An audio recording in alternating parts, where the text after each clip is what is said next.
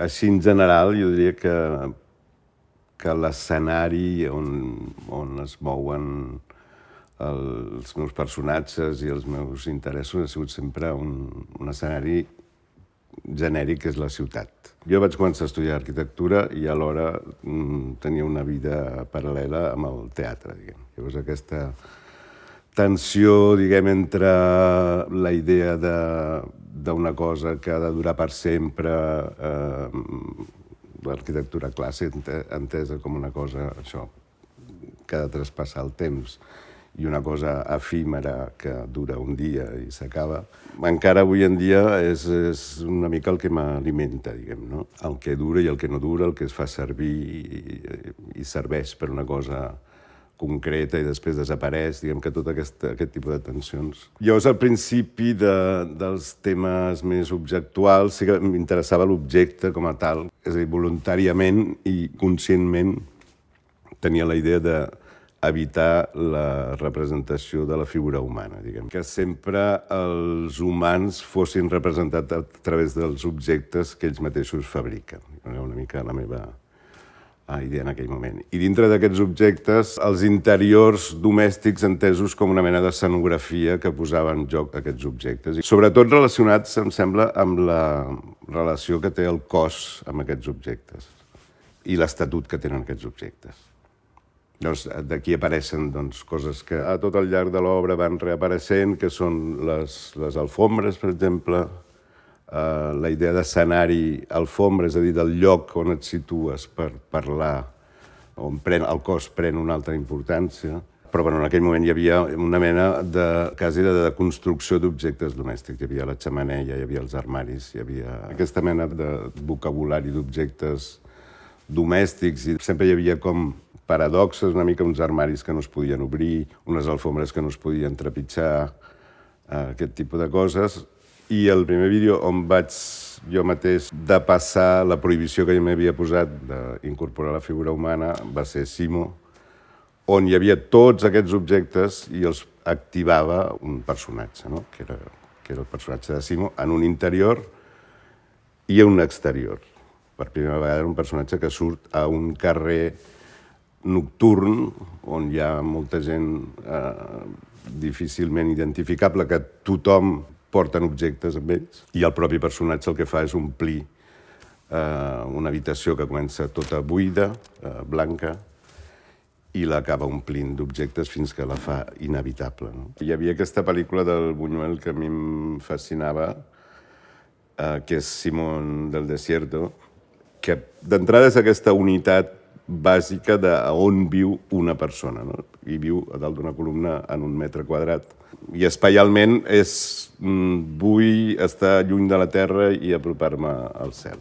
Renuncio a tots els objectes, que seria com a l'antidisseny, no? Seria com la renúncia absoluta a tenir relació amb els objectes. I Simo, el personatge de Simo, és una miqueta l'invers. És un personatge que està absolutament fascinat pels objectes, no sap ni per què, i fins al punt que ja no hi cap. És una mica també el síndrome aquest de Diògenes, no? D'acumular sense sentit perquè hi ha alguna més fort que tu. Són personatges neuròtics, bàsicament. És a dir, que tenen com unes relacions amb els objectes molt obsessives i són individus sols, que això sí que em sembla bastant representatiu també, que viuen en interiors i que es relacionen amb els propis objectes. Simo fa aquesta sortida per anar a buscar encara més coses, no? Pianito, que és un altre, doncs és un personatge amb un piano de cartró ple de pols i que no hi ha manera de parar la pols, i el fum. Som com animals que fabriquen representacions, bàsicament. Tot el que coneixem, o quasi bé, és a través de les representacions. Llavors, el que es tracta, em sembla a mi, o la meva feina s'ocupa una mica, és com d'estirar aquests sistemes de representació, no? I que a vegades hi ha elements que no estan en el codi establert i llavors hi ha alguna cosa que t'ho fa mirar d'una altra manera, no? El lloc i les coses ve una mica de mirar amb atenció el que era l'eina de representació de la maqueta que fan servir els arquitectes, etc. I recordo concretament un dia que havia estat veient una exposició d'arquitectura i pensava que les maquetes en si mateixes no era tant que havien de referir-se a una realitat exterior, sinó que com a propi objecte que tenia un llenguatge propi, es tractava de sacsejar-lo una mica, no? La pròpia representació de la ciutat, sobretot. Llavors, doncs, és aquesta idea de posar objectes a sota de la maqueta, objectes que han estat mossegats o que han estat moldejats, d'introduir elements. Hi ha una altra peça que es diu Avenida, que és semblant, que és una ciutat amb un objecte negre que està al damunt, que és un tros de pantaló, és un tros de cama, fora d'escala, posat al damunt de la ciutat. No? Quan jo estudiava arquitectura me'n recordo que vam fer un viatge a Itàlia, vam anar a fer la ruta del Palladio. Bé, mira. Per una banda, el propi edifici del teatre em sembla una cosa bastant fascinant perquè és un mecanisme construït per representar teatre, no? Però és una arquitectura real que té tots uns codis per entrar en aquesta ficció del teatre, no? I el teatre del Palladio, doncs, no saps ben bé el que és escenografia i el que és teatre. El propi edifici incorpora aquesta idea d'escenografia. Però des de l'arquitectura ortodoxa hi ha aquest estereotip de que l'escenografia és una cosa menor, quan a mi em sembla que també hem de veure la ciutat i l'arquitectura com... O sigui, ara mateix tenim aquí a l'Skyline d'Hospitalet i vist des d'aquí, doncs, és un decorat. Evidentment, el segon pas és veure que hi ha unes vides reals que viuen a l'interior d'aquests decorats.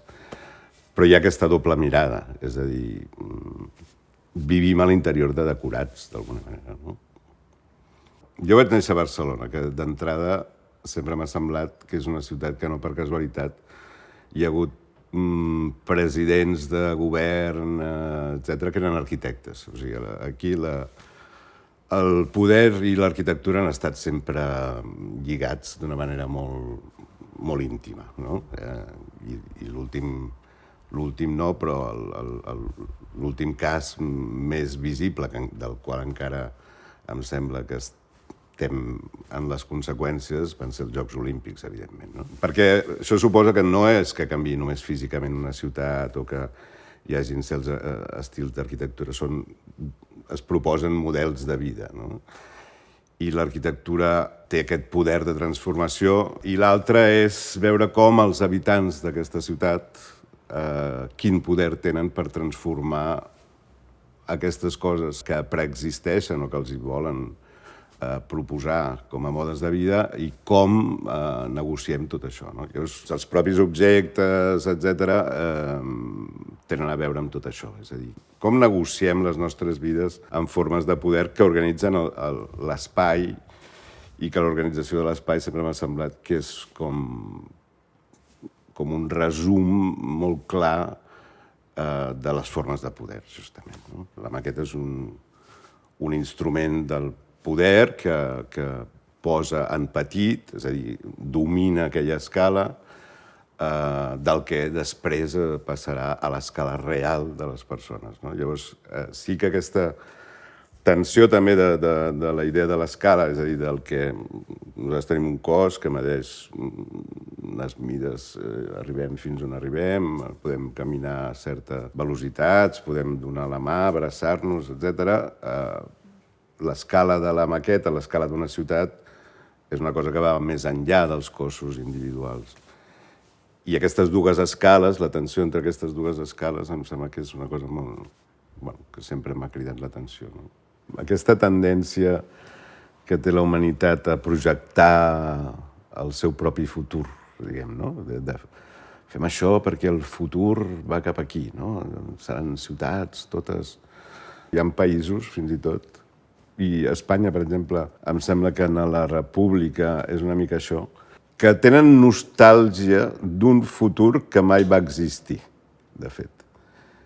o nostàlgia. O sigui, per exemple, a Uruguai és totalment això. Ells mateixos es reconeixen nostàlgics d'un futur que està anunciat a la ciutat per l'arquitectura, sobretot, i per les idees que això traduïa, però aquell futur no va succeir mai. No? La nostàlgia del futur que mai va existir, em sembla que és un motor també si no es queden a la nostàlgia només, doncs és útil. No? En aquest sentit, el passat és útil per al futur.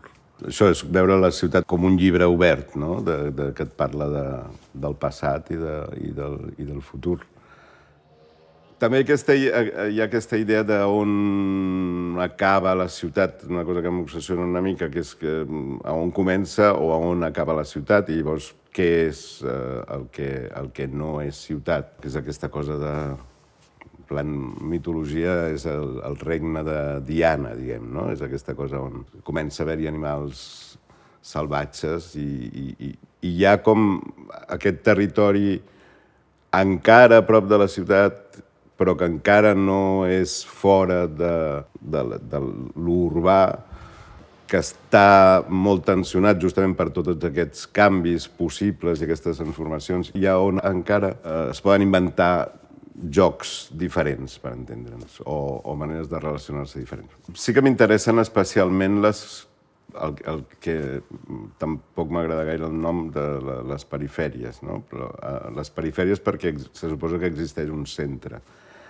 I em sembla que avui en dia ja no podem parlar d'un centre i unes perifèries, sinó que hem de parlar de molts centres desplaçats, no? I a mi em sembla que justament la vida del que anomenem perifèries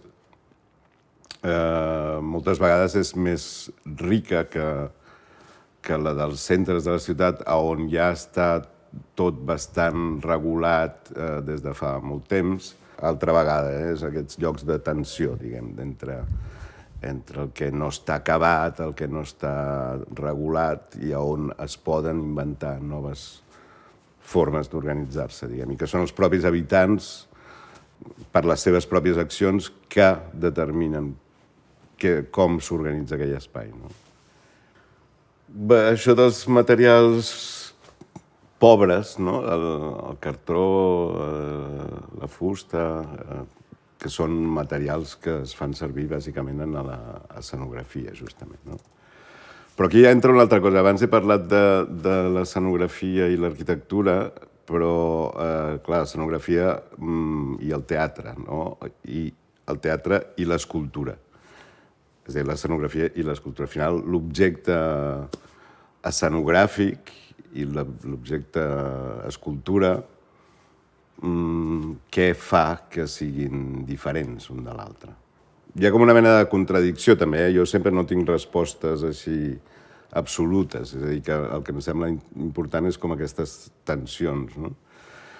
Jo és que un objecte escenogràfic en el sentit de que ha servit per a alguna cosa un dia concret, no? Però que després es decideixi que aquell objecte va més enllà la seva vida que del dia en què es va fer servir, posa molts problemes, no? Posa problemes d'estatut, posa problemes de conservació, posa problemes de si es podrà tornar a fer servir o no, si el podem tirar a les escombraries i no passa res, o com està en un museu, doncs llavors ja no el pots ni tocar.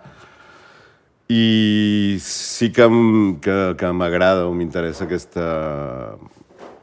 aquesta molèstia que causa l'objecte escenogràfic, diguem, en l'estatut de l'escultòric. De fet, jo reivindico, encara que si em pregunten en un taxi vostè què fa, jo dic soc escultor. El que passa que després es complica perquè llavors et pregunten ai, quin tipus d'escultures fa? Llavors és més complicat d'explicar, però jo reivindico que el que faig són escultures, sigui el que sigui. És una mena d'empenyo així. Tinc un text no sé de quin any és, però fa molts anys, que el que deia és que potser el que passa és que el nom escultura s'ha quedat com com que no designa el camp que abarca i que potser hauríem de canviar de nom, que l'escultura és més gran que el que en principi diu el propi nom, no? I que dins del nom escultura doncs, pot haver una persona comprant en el supermercat o una persona que intenta sortir per la finestra i tot això és escultura d'alguna manera.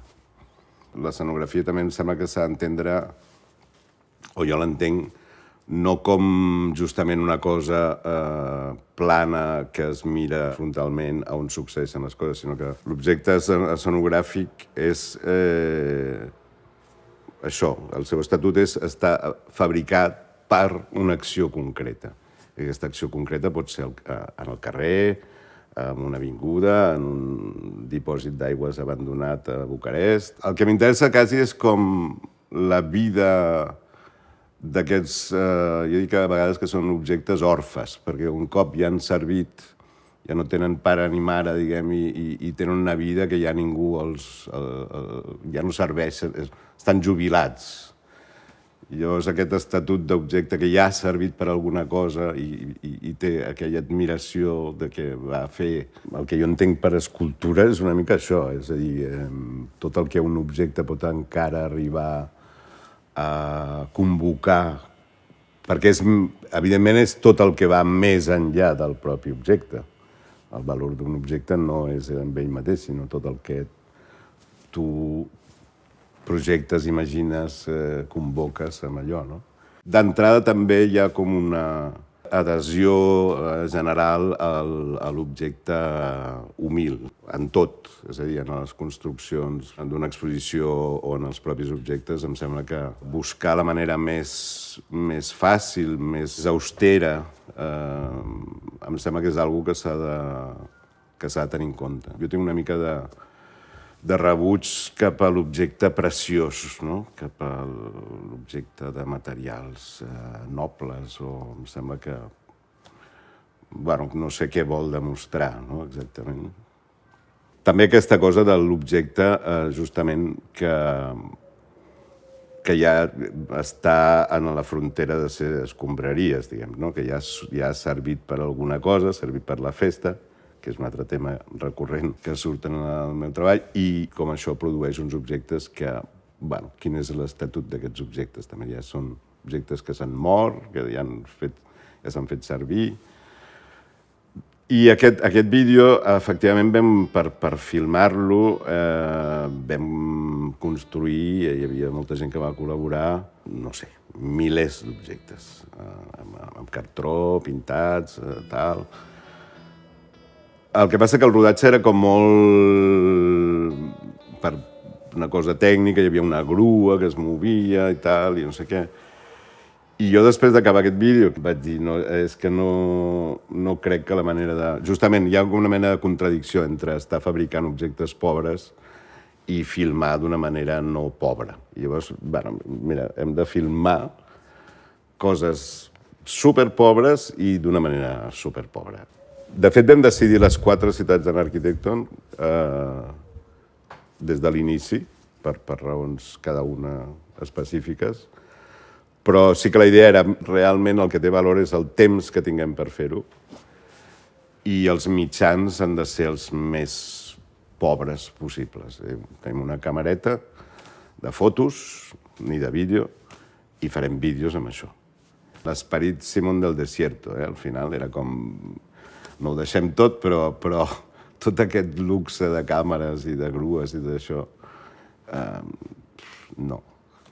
I en Arquitecton va començar un mes d'agost a Barcelona, que feia molta calor i tal, i em vaig trobar a l'Hidroc i al Marc en una festa, me'n recordo, i els vaig dir, ei, tinc una idea i tal, si no feu res, perquè no ens veiem demà i tal. I vam començar, però realment sense massa idea ni de fer una obra ni res. Vam fer unes maquetes a Santa Coloma i vam anar a fer fotos. La idea era aquesta, d'agafar un objecte com els que havia estat en el dortuari, diguem que era un objecte d'interior, d'encara d'aquests interiors plens d'objectes, i veure què passava això, portar-lo fora del decorat, portar-lo al carrer i veure què passava amb aquest objecte escenogràfic, diguem, relacionat amb la ciutat. El títol va sortir d'una manera així molt absurda perquè estàvem donant voltes. De fet, jo tenia en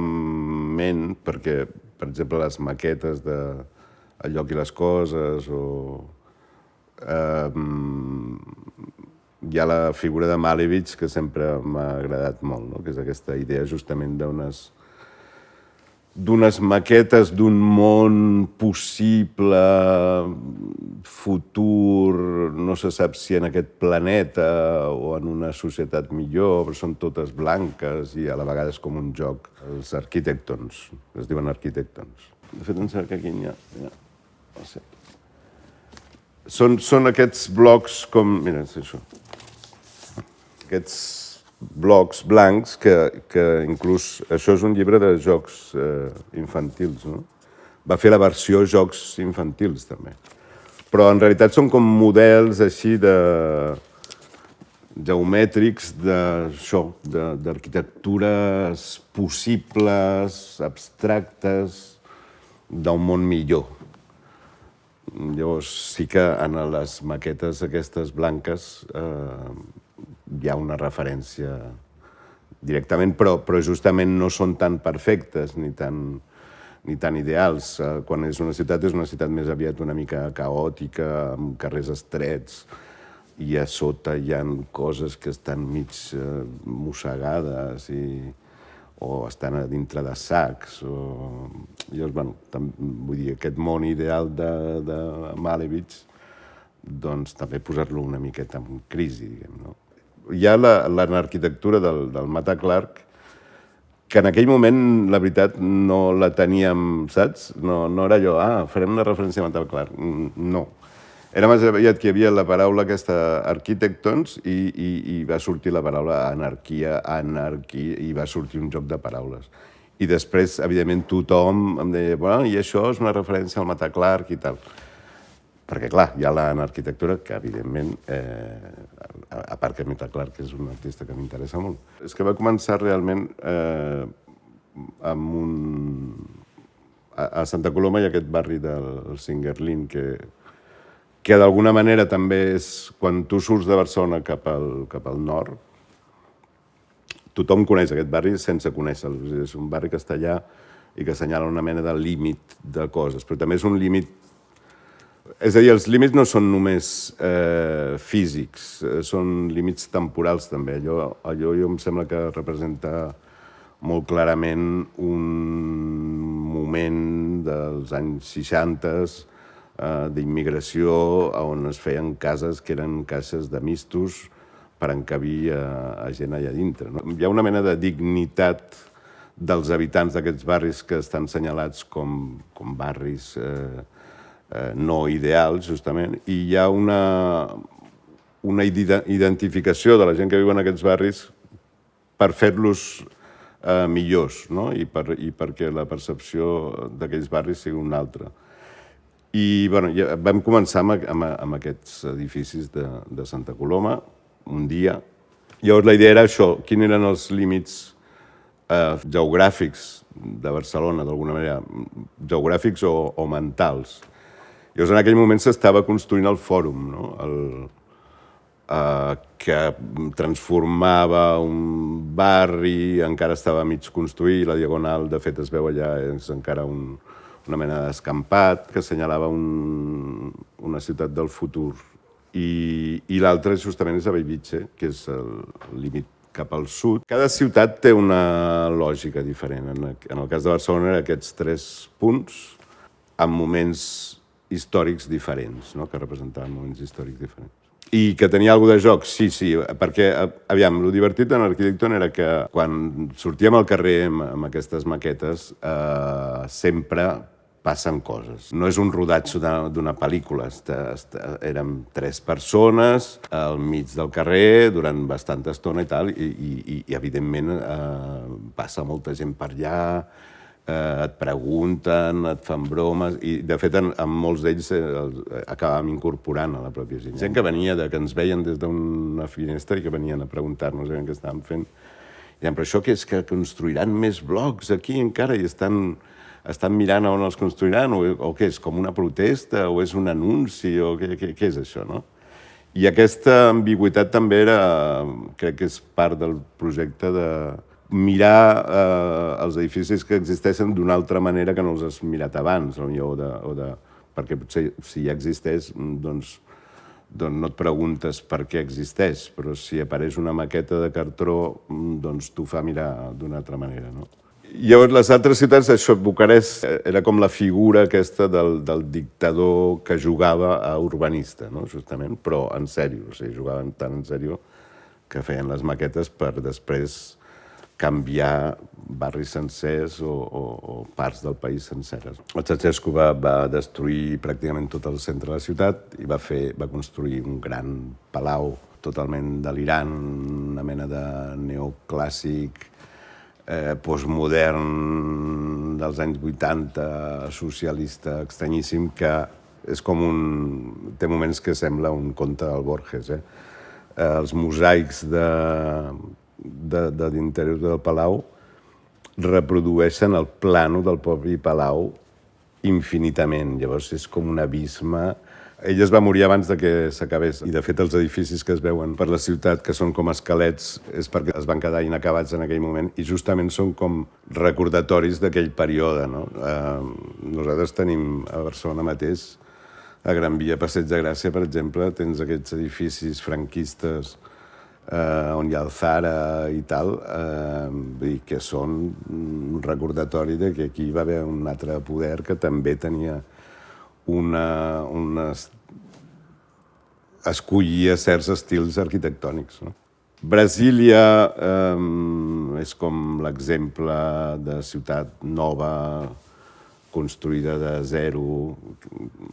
També un projecte polític, perquè el president Kubitschek va prometre construir una nova capital pel Brasil, colonitzar l'oest del Brasil, és una mica com la conquesta de l'oest dels Estats Units, però al Brasil. Va prometre construir-la en 3 anys i clar, va cridar el Lucio Costa i el Niemeyer com a arquitectes que són l'ortodòxia, diguem, de l'arquitectura moderna, versió americana, que és, bueno, hi ha molt a parlar aquí, però va crear una mena d'entusiasme de la població, perquè a més prometien que si anaves a construir Brasília, doncs, bueno, no sé, tenies una sèrie de... em sembla que et donaven terres...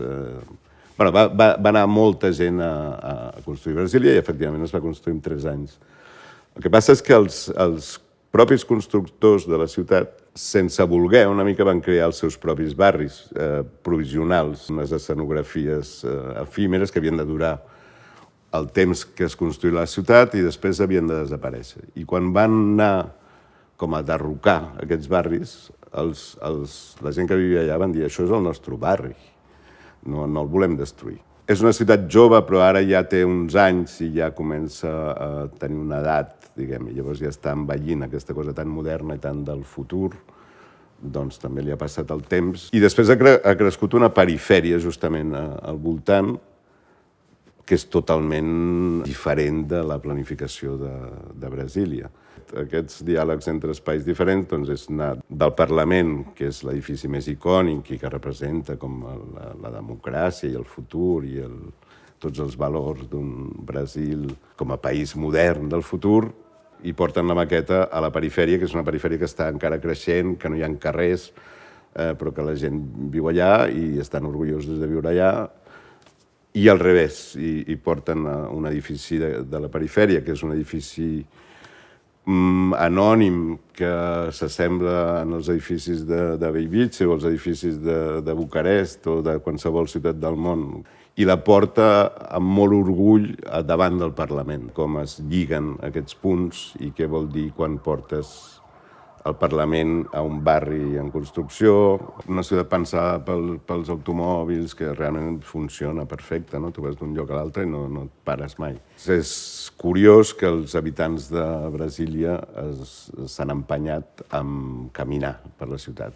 Bueno, hi ha aquesta avinguda que es diu l'Axo Monumental, que va parar justament al Parlament, que és enorme i és una escala gegantina. Doncs la gent s'ha empenyat amb caminar-la i han acabat fent tota una trama de camins, que és això el que diuen els camins del desig, els caminos do desejo, que és a tal punt important que el propi Ajuntament de Brasília els ha inclòs en el mapa de Brasília. No? Si els propis habitants, evidentment, aporten alguna cosa, em sembla que reconèixer seria des de la pròpia mapa de la ciutat que hi ha unes vies alternatives. Els urbanistes no són només els urbanistes que van idear la ciutat, sinó que la gent que cada dia camina per Brasília construeix la ciutat. O sigui que hi havia també la idea, bueno, hem fet Europa, hem fet Amèrica, hem de fer Àsia. A mi m'agrada fins i tot que sigui tan elemental. Però sobretot Japó no era tant això, sinó que era Àsia, el pas del dia a la nit, es fa d'una manera diferent, perquè la llum artificial allà apareix abans de que aparegui la nit, substitueix a la llum natural. Aquesta transició em semblava superimportant. Llavors, per exemple, nosaltres tenim, com la gent que ens ajudava allà i tal, en un moment estaven supermolestos de que ens deien esteu prenent un protagonisme i esteu ocupant una parcel·la d'espai públic, és massa. Hi havia la percepció aquesta de l'espai públic no pots prendre-te'l tu pel teu compte i fer alguna cosa així excepcional. En canvi, Osaka està plena a diferència d'altres ciutats, encara existeix els homes anunci que porten pancartes o els homes sàndwich aquests i tal, estan per tot arreu i a més són bastant terribles perquè els veus 8 hores allà portant un anunci, no? I és bastant com una mica trist. De tota manera, nosaltres ens assemblàvem una mica els homes anunci aquests, no? Qui venen a fer aquests aquí? Perquè de fet no estan anunciant res. Llavors això, per què? I amb el Marc Viaplana i l'Hidroc Sanigne.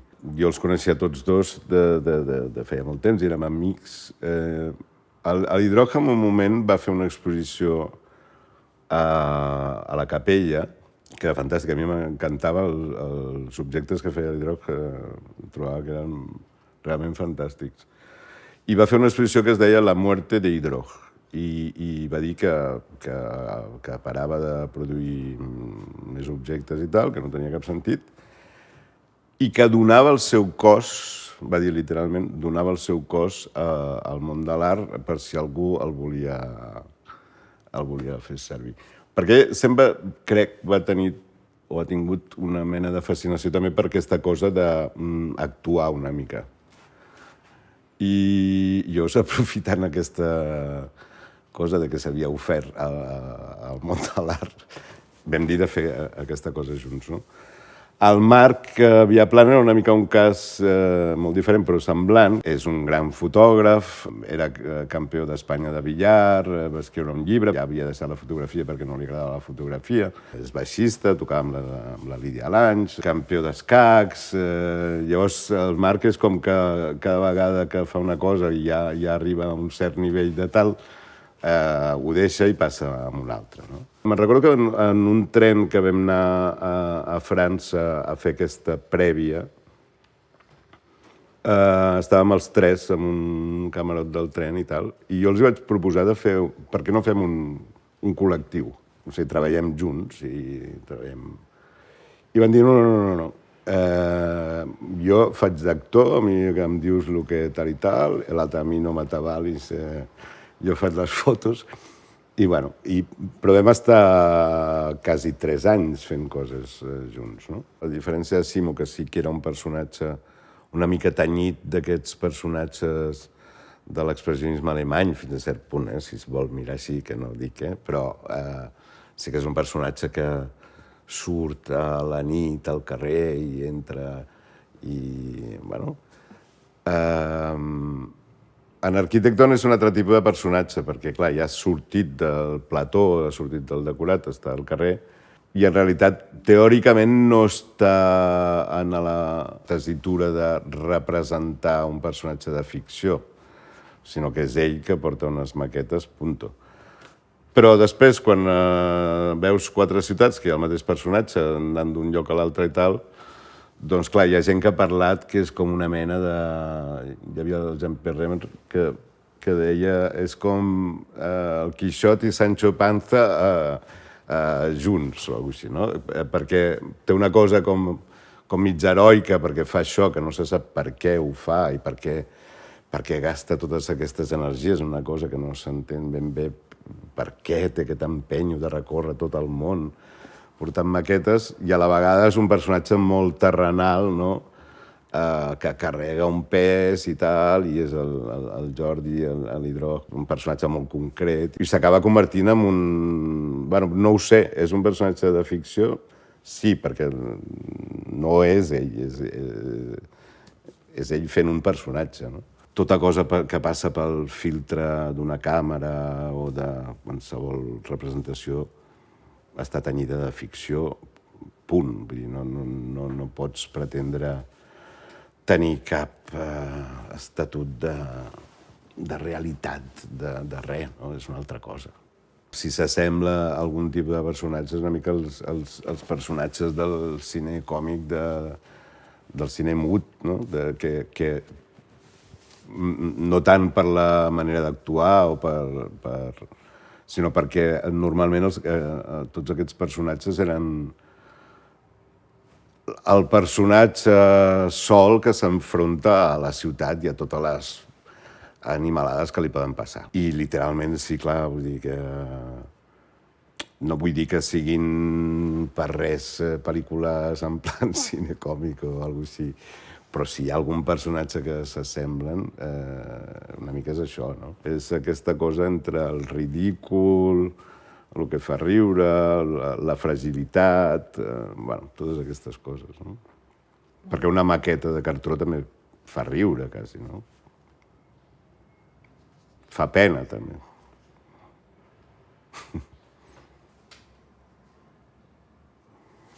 Bueno, entre la festa i la manifestació encara queden moltes formes de transformar el carrer. El que m'ha anat passant... En Arquitecton era encara aquests personatges solitaris que estaven en els interiors. És un personatge solitari sortint al carrer. Progressivament el que ha anat passant és que s'han ampliat els grups. Jo el que diria és que hi ha hagut un moment que jo ja vull delegar a tot. És a dir, jo ara ja intento no fer res. Intento que llançar unes idees d'un lloc, una sèrie d'accions, etc. Llavors, que això es posi en marxa per uns mecanismes propis, que sí que els segueixo i els acompanyo, etc., però en els que intento intervenir relativament, perquè mai me'n puc estar del tot, però sí, hi ha molts elements que jo mai hagués inventat per mi mateix o que hi ha una lògica que es posa en marxa.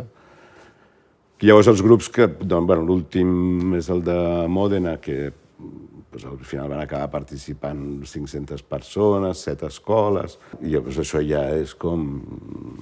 ja va sol, no? I cada cop és una mica més així. Ara estem fent una peça pel MACBA, que són uns gegants, que els hi han encarregat els nens del casal del Raval, perquè jo no vull decidir com són aquests gegants. Llavors, hi haurà un gegant...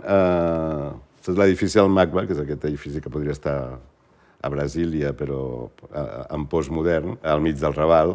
Em sembla que, així, urbanísticament és una cosa bastant forta.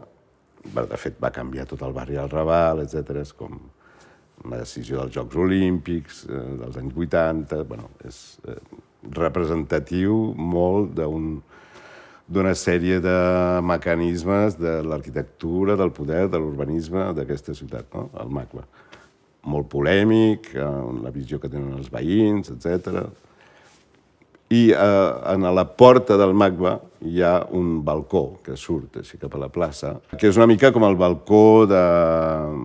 A mi em recorda molt, hi ha un edifici al Govern Civil de Tarragona que hi ha un balcó amb les banderes i tal que està fet del Said de Oiza, que està, literalment diu, per sortir a fer els discursos, no? Perquè tot edifici governamental hi ha un moment en què ha de poder sortir en el balcó a la festa major o quan guanya el Barça o per proclamar la independència o jo què sé, surts al balcó.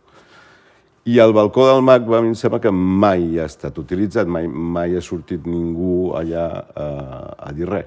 I de fet és com una mena de cosa decorativa formalista que no té sentit i crec que ja és hora de fer-lo servir un dia. I llavors, bueno, la idea és que hi hagi un gegant en el balcó i un altre gegant a la plaça, o unes gegantes, no ho sé, que dialoguin. Ja veurem quin tipus de diàleg, però que parlin entre ells. Hi ha molta gent que se sent una mica angoixada de no saber exactament quins són tots els passos, no? Justament, que he fet alguns projectes últimament perquè m'interessa treballar en el tema de la pedagogia, justament, o antipedagogia, o com t'hi vulguis dir, dels nens i nenes fent coses, doncs era com, però aquest abecedari de què ha de ser concretament, ara què hem de fer? I jo deia, però és que no sé, però és que s'organitzi entre ells, o sigui, no podem estar-los dient feu això, feu allò. És que a vegades, després d'aquests processos que són com molt incerts i passes per estadis que no se sap cap a on anirà la cosa i tal, normalment, quan s'acaba, s'assembla al que al principi intuïa que era. De sobte hi havia imatges que em semblava reconèixer-les com si les hagués vist abans, no? I és molt raro, sí. Les obres tenen la seva pròpia vida, segur, sí. I tot això també genera contradiccions, genera moments d'incomprensió, però també genera moments molt... Jo no pretenc que aquestes coses durin més que un temps determinat. Justament crec que està bé dir això és durant un temps, tenim una comunitat efímera, per dir-ho així, en què farem no sé què. No pretenc que això sigui una societat del futur o alguna cosa semblant, no? És una petita societat on s'estableixen unes relacions determinades. Llavors, no repeteix esquemes que ja existeixen, sinó que intenta constantment buscar altres maneres de percebre la realitat, altres maneres d'organitzar-se, altres maneres de... De fet, l'art és una cosa per ser vista pels altres i per ser comentada i per ser compartida, no? No és una traducció de la disciplina del pensament polític en l'art, sinó que l'art per si mateix té una autonomia que és política. Hi ha una cosa, per exemple, inclús en el tema de l'arquitectura que m'interessa molt. El Rudowski, que parla d'això, l'arquitectura sense arquitectes, no? Tota la tradició de l'arquitectura vernàcula, que ningú es pregunta qui firma. És una cosa que es va repetint i es va adaptant i es fa des de fa no sé quants segles i els propis pobles adapten allò sense... Doncs clar, això és com un ideal, això sí que és una utopia, no? És a dir, que les formes, diguem, artístiques arribessin a tenir una tal implicació en la gent, tal que ja se la fessin seva i es servissin d'aquelles coses per fer festes o per celebrar una cosa o per protestar contra...